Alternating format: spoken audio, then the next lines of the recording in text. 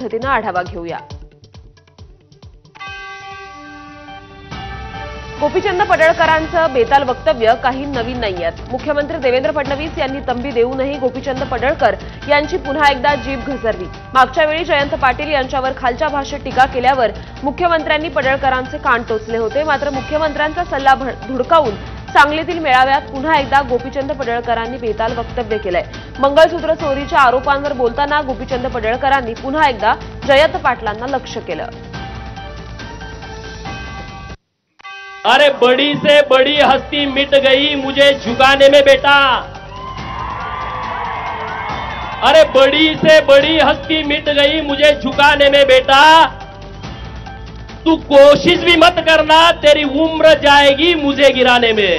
तुम्ही मला मंगळसूत्र चोर म्हणता, जयंतरावला माझा सवाल आहे, तुझ्या कितव्या नंबरच्या बायकोचं मंगळसूत्र मी चोरलं सांग लोकांना।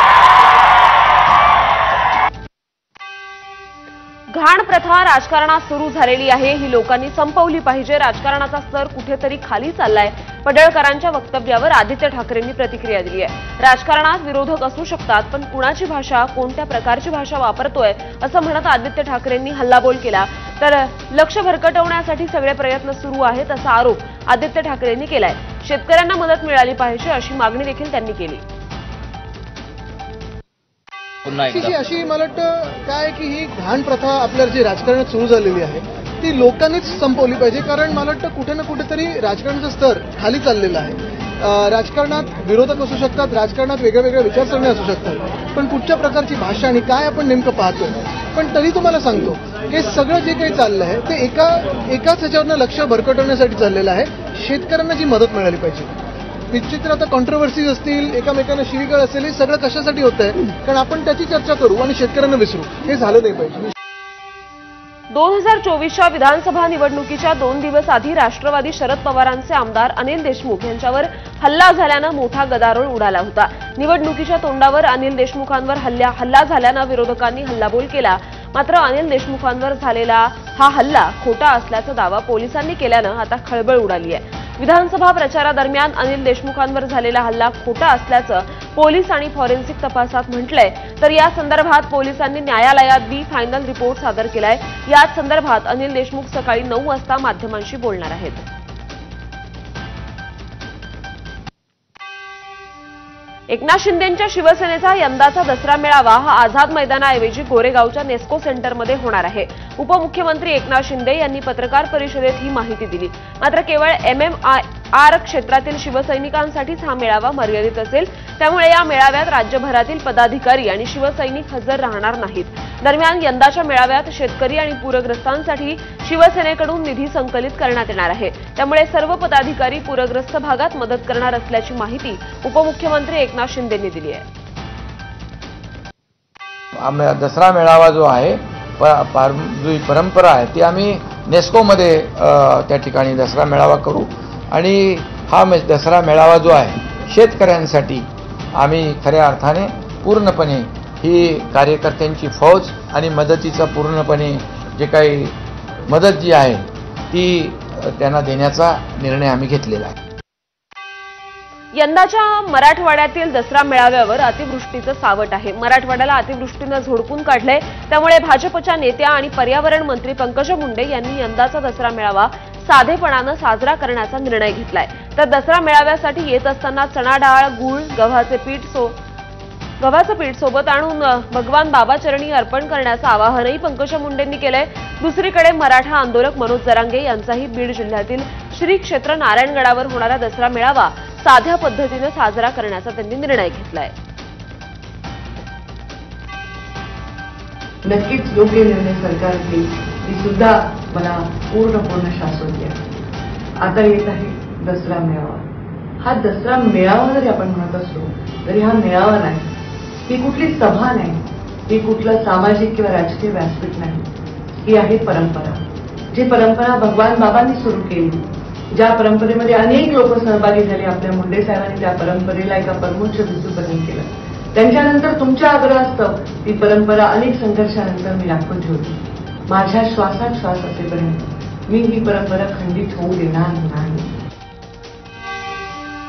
राष्ट्रीय स्वयंसेवक संघाच्या शताब्दी कार्यक्रमात आज पंतप्रधान नरेंद्र मोदी सहभागी होणार आहेत। नवी दिल्लीतल्या डॉक्टर आंबेडकर आंतरराष्ट्रीय केंद्रात हा कार्यक्रम होणार असून संघाच्या राष्ट्र निर्माणातील कार्याबद्दल पोस्टाचं तिकीट प्रसिद्ध करण्यात येणार आहे, तर एका खास नाण्याचं देखील मोदींच्या हस्ते प्रकाशन होणार आहे।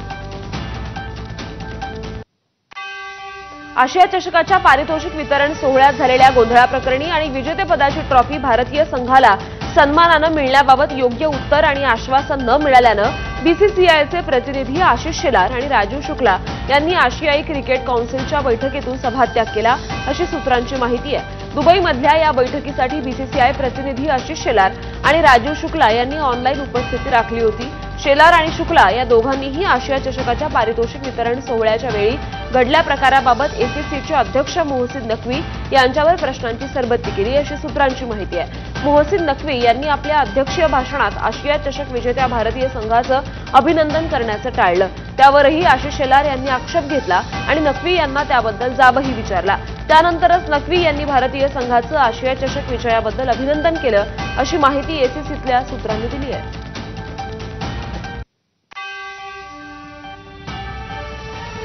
विठ्ठल रुक्मिणीच्या अभिषेकासाठी वापरल्या जाणाऱ्या पाण्यावरून आता नवा वाद निर्माण होण्याची शक्यता आहे। विठ्ठल रुक्मिणी यांना अभिषेकासाठी चंद्रभागा सोडून उत्तर प्रदेशमधील गंगेचं पाणी आणल्याचा आरोप सामाजिक कार्यकर्ते गणेश अंकुशराव यांनी घेतला।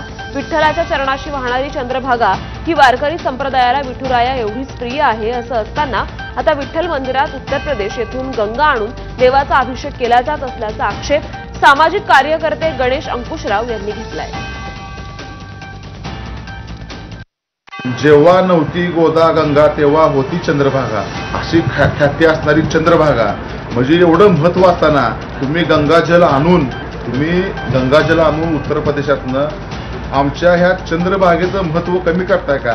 त्यामुळं येणाऱ्या काळामध्ये आमची मागणी आहे मंदिर समितीकडं की तुम्ही जसं गंगेच्या जलानं विठ्ठलाला अभिषेक घालता, महापूजा करता, तसं आमच्या पवित्र चंद्रभागेचं पाणी तुम्ही कमीत कमी तुमच्याकडे 1000-1500 कामगार आहेत, प्रत्येकानं तर एक दिवस वाटून घेतला तर त्या घागरीच्या माध्यमातून विठ्ठलापर्यंत पाणी चंद्रभागेत येऊ शकतो।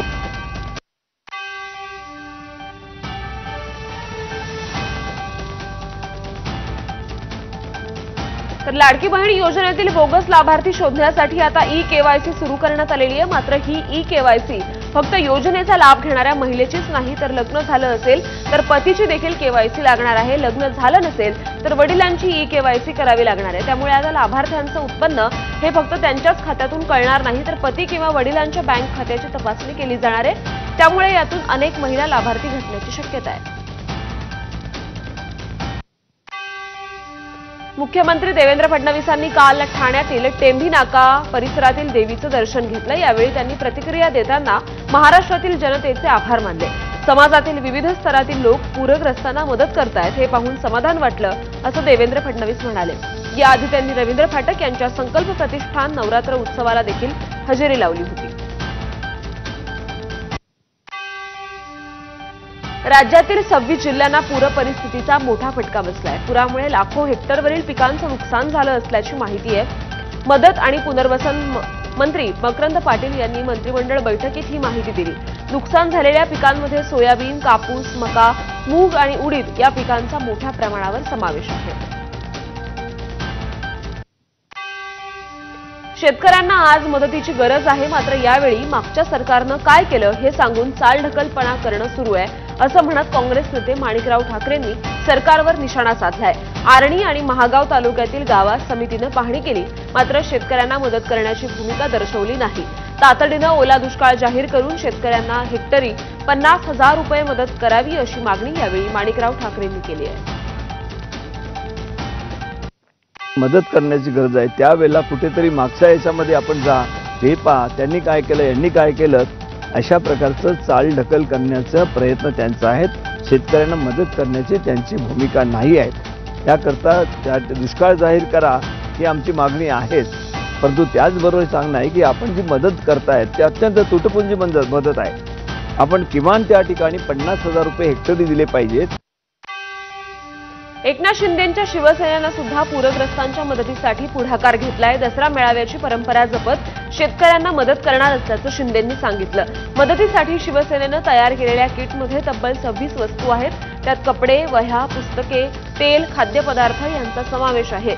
याआधी शिवसेनेनं दिलेल्या मदतीच्या किटवर एकनाथ शिंदेंचा फोटो असल्यानं विरोधकांनी टीकेची झोड उठवली होती. तोच धागा पकडत विरोधकांनी किटवर आणखी फोटो लावावा पण मदत करावी असा टोला आता शिंदेंनी लगावलाय. हा अजून मोठा फोटो लावावा त्यांनी आणि वाटावं त्यांचा. आम्ही त्याचं स्वागत करू. मदत मिळणं महत्वाचं आहे. हे जवळपास 26 वस्तू आहेत. हे बघा, हे दाखव बाबा काय आहे त्याच्यामध्ये. लाडक्या बहिणींसाठी साडी पण आहे. हे बघा, मी यादी वाचतो. 26 हा वया, पुस्तक, हा हे सगळ्या 26 वस्तूंचं तोरण. राज्यातील अतिवृष्टीमुळे झालेल्या शेतीच्या मोठ्या नुकसानीच्या पार्श्वभूमीवर पूरग्रस्त शेतकऱ्यांसाठी मदतीचा हात पुढे करत महाराष्ट्र प्रदूषण नियंत्रण मंडळानं मुख्यमंत्री सहाय्यता निधीला 1 कोटींचा धनादेश सुपूर्द केलाय. हा धनादेश मंत्रालयात मुख्यमंत्री देवेंद्र फडणवीस, उपमुख्यमंत्री एकनाथ शिंदे, अजित पवार आणि पर्यावरण मंत्री पंकजा मुंडे यांच्या उपस्थितीत मंडळाचे अध्यक्ष सिद्धेश कदम यांनी दिला. यावेळी शेतकऱ्यांच्या दुःखात सहभागी होणं ही आपली जबाबदारी असल्याचं मत त्यांनी व्यक्त केलं. त्यांच्या या पावलामुळे इतर महामंडळांनाही मदतीसाठी प्रेरणा मिळेल असा विश्वास आता व्यक्त केला जातोय. शेतकरी सरकारच्या मदतीकडे आस लावून बसलेले असताना सरकारनं दिलेली मदत नाकारण्याचा ठराव नांदेड जिल्ह्यातल्या एका गावानं केलाय. कारण सरकारनं अतिवृष्टीग्रस्त शेतकऱ्यांना केवळ 85 रुपये प्रति गुंठा इतकी मदत दिली आहे. ही मदत अत्यंत तोकडी आणि अन्यायकारक आहे. त्यामुळे ती नाकारण्याचा ठराव करमोडी ग्रामपंचायतीनं केलाय. सरकारनं हेक्टरी 50,000 रुपयांची मदत द्यावी, पीक विम्याची रक्कम द्यावी, कर्जमाफी करावी अशी मागणी करणारं निवेदन गावकऱ्यांनी प्रशासनाला दिलंय. 100% आमचं पीक पूर्ण वाहून गेलेलं आहे. त्याच्यामुळे सोयाबीन असो, ऊस असो, हळद असो, कापूस असो, बघायची परिस्थिती राहिलेली नाही सध्या. त्यामुळे मायबाप शासनाला एवढी विनंती करण्यासाठी आलो की आम्हाला जी तुम्ही 85 रुपये गुंठ्याप्रमाणे आम्हाला मदत दिलेली आहे ती जी मदत आहे ती तुटपुंजी जी आहे. ते आमच्यापासून त्याच्यात काहीच उदरनिर्वाह आमचं होणार नाही. मदत मुद्दा आम्ही जेवढा काय सोयाबीन, खत, पीक जे आम्ही फवारणी केलेली आहे त्याचा सुद्धा खर्च निघणार नाही. त्यामुळे त्या विनंती करण्यासाठी शासनाला आम्ही काल आमच्या पूर्ण ग्रामपंचायतच्या वतीनं ग्रामपंचायतचा ठराव घेऊन ते आम्ही निवेदन दिलेलं आहे. पाऊस कुठल्यामुळे आमचं शिल्लक राहिलेलं नाही. त्यातल्या त्यात आमची जमीन सुद्धा सगळी खरडून गेलेली आहे. आणि हे तुम्ही जे आम्हाला जे मदत जे जाहीर केलेली आहे हे ह्या मदतीनं आमचं काही कुठेही आमचं हे होणार नाही, आमचं काही भरपाई निघणार नाही. त्यासाठी आम्ही हे सर्व ग्रामपंचायतच्या वतीनं सगळ्या गावकरी मिळून तुम्हाला हे आम्ही निवेदन देण्यासाठी तहसीलला आलो होतो. सिंधुदुर्ग जिल्ह्यातील निवजे गावात चक्रीवादळामुळे 3 घरांचं मोठं नुकसान झालंय तर भात शेती जमीनदोस्त झाली आहे. अनेक झाडंही तुटून पडल्यानं नुकसान झालं. अचानक आलेल्या या चक्रीवादळामुळे मोठं नुकसान झालंय. या वादळाचा तडाखा इतका मोठा होता की घराचे पत्रे देखील उडून गेले. गावकऱ्यांनी वादळाचा व्हिडिओ मोबाईलमध्ये कैद केला असून त्यात चक्रीवादळाची विदारकता दिसून येते. चंद्रपूर जिल्ह्यात सप्टेंबर महिन्यात झालेल्या अतिवृष्टीमुळे 55,741 हेक्टरवर शेत पिकांचं नुकसान झाल्याची जिल्हा कृषी अधिकाऱ्यांची प्राथमिक माहिती आहे. प्रत्यक्ष पंचनाम्याची प्रक्रिया सुरू असून यानंतरच अंतिम आकडा जाहीर होणार आहे. नुकसानीमध्ये प्रामुख्यानं सोयाबीन, कापूस आणि भाजीपाला पिकांचा समावेश आहे. चंद्रपूर जिल्ह्यात आतापर्यंत वार्षिक पर्जन्य सरासरीच्या 120% एवढा पाऊस पडून गेलाय.